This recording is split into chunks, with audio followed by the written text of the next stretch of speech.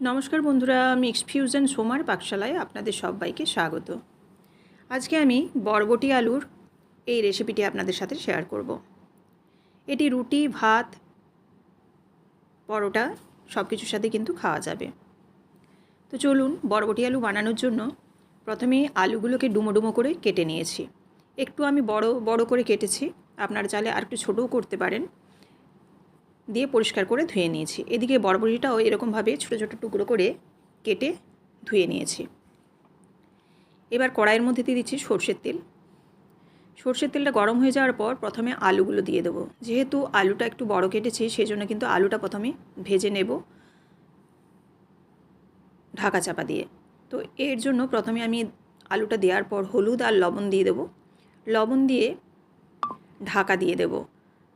সিম জালে এটা ভেজে নেব, তাতে সেদ্ধও হয়ে যাবে আর আলুটা ভাজাও হয়ে যাবে। এইভাবে 2 থেকে 3 মিনিট ঢাকা দিয়ে রেখে দিলেই আলুটা একটু ভাজা হয়ে যাবে। আর এখানে মোটামুটি 40% মতো সেদ্ধ হয়ে গেছে। এবার এর উপর দিয়ে দিচ্ছি বরবটিগুলো। বরবটিগুলো দেওয়ার পর বরবটিগুলোকে আলুর সাথে একটু ভেজে নিচ্ছি। বরবটিগুলোকে কিন্তু আমি আলাদা করে আর ভাজছি না, আলুর উপর দিয়েই ভেজে নিচ্ছি। এবার বরবটিটাও একটু ঢাকা দিয়ে দিচ্ছি যাতে নরম হয়ে যায়। 1 থেকে 2 মিনিট ঢাকা দেওয়ার পর বরবটিটাও ভাজা হয়ে গেছে। আর এখানে কিন্তু খুব একটা নরম করে বরবটিটা ভাজবো না, একটু যেন শক্ত থাকে। এবার আলু এবং বরবটি নামিয়ে নিচ্ছি। নামিয়ে নেওয়ার পর ওই কড়াইতে আবার দিয়ে দেবো সর্ষে তেল 2 চামচের মতো। দেওয়ার পর ফোড়নে দিচ্ছি তেজপাতা আর শুকনো লঙ্কা।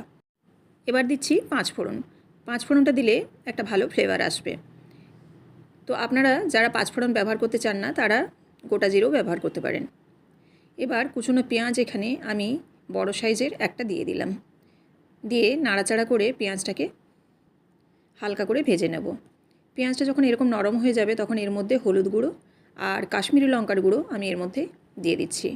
এই তেলের মধ্যে হলুদ এবং কাশ্মীরি লঙ্কার গুঁড়োটা দিলে কালারটা কিন্তু খুবই ভালো আসবে, সেজন্য তেলের সঙ্গে একটু নাড়াচাড়া করে নিচ্ছি। এবার এর মধ্যে দিয়ে দেব রসুন বাটা। রসুনটা বেটে দিয়ে দিলাম আর রসুনটাকে একটু পেঁয়াজের সাথে নাড়াচাড়া করে নিচ্ছি। এবার দিয়ে দিচ্ছি আদা বাটা। রসুন এবং আদার পরিমাণটা আমি সম পরিমাণেই দিয়েছি, 1 চামচ করে। মশলাটা কষানোর জন্য দিয়ে দিলাম সামান্য জল আর দিয়ে দিচ্ছি একটা ছোটো টমেটো। আর এখানে দিয়ে দিচ্ছি ধনে গুঁড়ো, জিরে গুঁড়ো। সঙ্গে দিয়ে দেবো ঝালের জন্য খুব সামান্য লঙ্কা গুঁড়ো। আপনারা চাইলে এখানে কাঁচা লঙ্কাও ব্যবহার করতে পারেন ঝালের জন্য। এবার ঢাকা দিয়ে মশলাটাকে কষিয়ে নিতে হবে। ঢাকা দিয়ে দিলে টমেটোটাও সেদ্ধ হয়ে যাবে আর মশলাটাও খুব তাড়াতাড়ি কষানো হয়ে যাবে। ঢাকাটা খুলে নিচ্ছি আর দেখুন অনেকটাই কষানো হয়ে গেছে। মশলাটা যখন কষানো হয়ে যাবে তখন কিন্তু তেল ছেড়ে আসবে, তখনই বুঝে নিতে হবে যে মশলাটা কষানো হয়ে গেছে। মশলাটা কষানো হয়ে গেলে এবার ভেজে রাখা আলু আর বরবটি এগুলো দিয়ে দিলাম। আলুটা এখানে প্রায় 80% মতো কিন্তু সেদ্ধ হয়ে গেছে। এবার এই কষার সময় কিছুটা সেদ্ধ হবে আর জল দেব, জল দেওয়ার পরও কিন্তু কিছুটা সেদ্ধ হয়ে যাবে।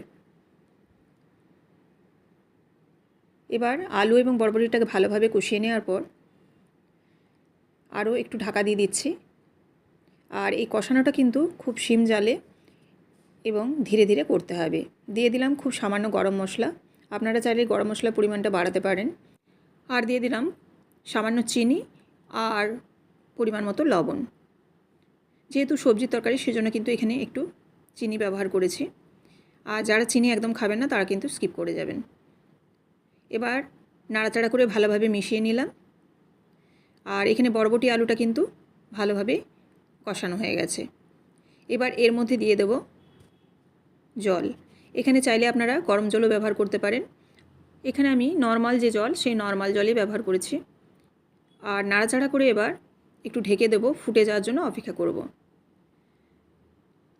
এবার ঢাকা দিয়ে দিলাম। ঢাকা দিয়ে 1 থেকে 2 মিনিটের মতো রেখে দেব। বরবটিটা খুব ভালোভাবে ফুটে গেছে।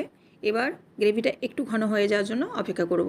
আর এখানে খুব একটা পাতলাও রাখবো না আর খুব একটা কিন্তু শুকনো করব না, সেই কারণে এরকম একটু রসালো থাকবে। আর এই রসালো থাকলে ভাত দিয়েও খেতে ভালো লাগবে আর রুটি দিয়েও কিন্তু খুব ভালো লাগবে। আরও একবার ঢাকা দিয়ে দিয়েছিলাম, আলুটা একটু সেদ্ধ হতে বাকি ছিল। তো এবার দেখুন নাড়াচাড়া করে নিচ্ছি, আর আলুটা সেদ্ধ হয়েছে কি না সেটাও দেখে নিচ্ছি। আলুটা দেখুন একদম সেদ্ধ হয়ে গেছে। এই পর্যায়ে আমি নামিয়ে নেব। গরম মশলাটা চাইলে আপনারা শেষের দিকেও দিতে পারেন, তো আমি কষানোর সময় গরম মশলাটা দিয়ে দিয়েছি। ব্যাস রেডি হয়ে গেছে বরবটি আলুর তরকারি। এবার একটা সার্ভিং বোলের মধ্যে রেডি করে নিচ্ছি। এই রেসিপিটি যদি আপনাদের ভালো লেগে থাকে অবশ্যই লাইক, কমেন্ট এবং শেয়ার করবেন। আর এরকমই প্রত্যেক দিন বিভিন্ন ধরনের রেসিপি দেখার জন্য অবশ্যই চ্যানেলটিকে সাবস্ক্রাইব করে বেল বাটনটি প্রেস করে দেবেন, যাতে আমার রান্নার সমস্ত নোটিফিকেশন আপনাদের কাছে সবার আগে পৌঁছে যায়। আবারও আপনাদের সাথে দেখা হচ্ছে আগামীকাল নতুন কোনো একটি রেসিপির সাথে। সবাই ভালো থাকবেন। ধন্যবাদ।